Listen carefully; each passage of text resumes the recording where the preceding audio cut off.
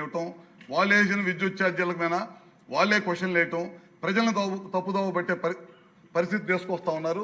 రాబోయే రోజుల్లో మాత్రం నాణ్యమైన విద్యుత్ అందించడం, దాంతోపాటు ఖచ్చితంగా ₹1 కూడా ఛార్జీ పెంచకుండా ఈ ప్రభుత్వం ముందుకెళ్తుందని చెప్పి కూడా సభ ద్వారా మీ అందరికీ తెలియజేసుకుంటూ, ఇందాక పెద్దలందరూ కూడా సభ్యులందరూ కూడా వివిధ సమస్యల మీద మాట్లాడారు. కళా వెంకటరావు గారు గడిచిన 5 సంవత్సరాలు ఏ విధంగా విద్యుత్ వ్యవస్థను నాశనం చేశారో దాని మీద కులశంగా చెప్పారు.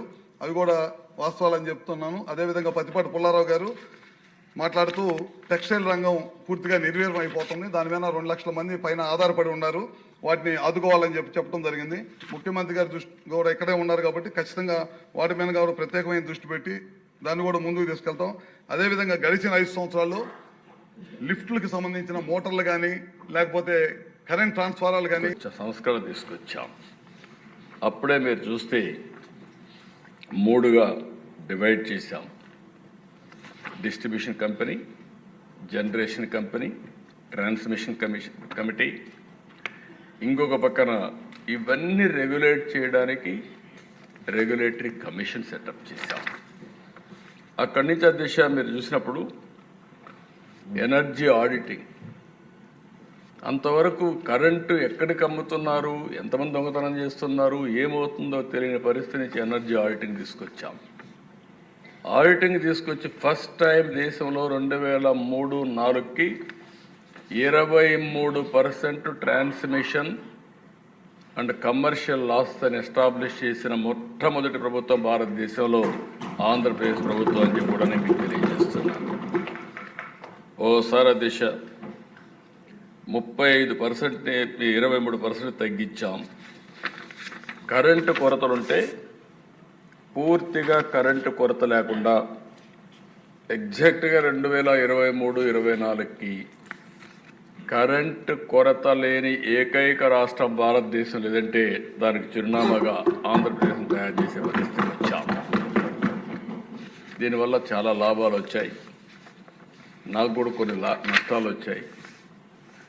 ఎందుకంటే ఫస్ట్ టైం ఒక మంచి పని చేసిన దానికి నేను రిఫార్మ్స్ తీసుకొచ్చాను కాబట్టి ఆ రోజు వచ్చినటువంటి ఈ పవర్ సెక్టర్లో మార్పులు ప్రజలు సరిగా అర్థం చేసుకోలేకపోయారు. కాబట్టి 2004లో తెలుగుదేశం పార్టీ ఓడిపోవడానికి ఒక కారణం ఈ రిఫార్మ్స్ కూడా అని చెప్పి మీకు తెలియదు. రిఫార్మ్స్ అని నేను అన్నా, కానీ ఆ వచ్చిన ఇబ్బందులను అధిగమించడంలో కొంచెం సమయం కావాలి.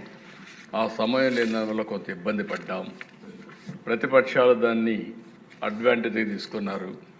నేను అన్ని రిఫార్మ్స్ తీసుకొస్తే అధ్యక్ష వెరీ విచిత్రం ఏంటంటే ఉచిత కరెంట్ ఇమ్మన్నారు, కానీ అప్పటికే స్లాబ్ రేట్ ఉంది. ఈ దేశంలో మీరు ఒకటి గుర్తుపెట్టుకోవాలి, మొట్టమొదటిసారిగా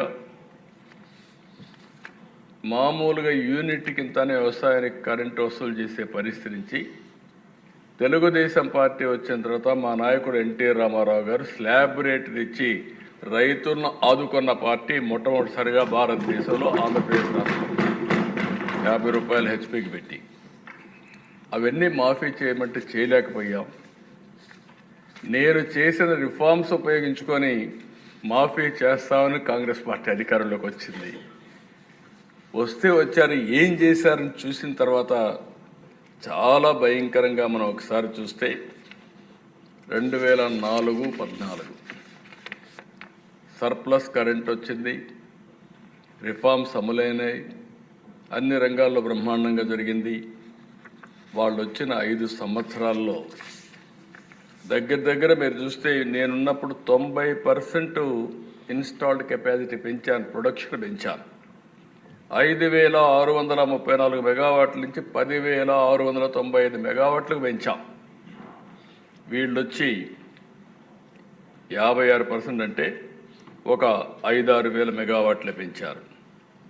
PLF ప్లాంట్ లోడ్ ఫ్యాక్టర్ నాకు విజయవాడ ఎప్పుడూ జ్ఞాపకం.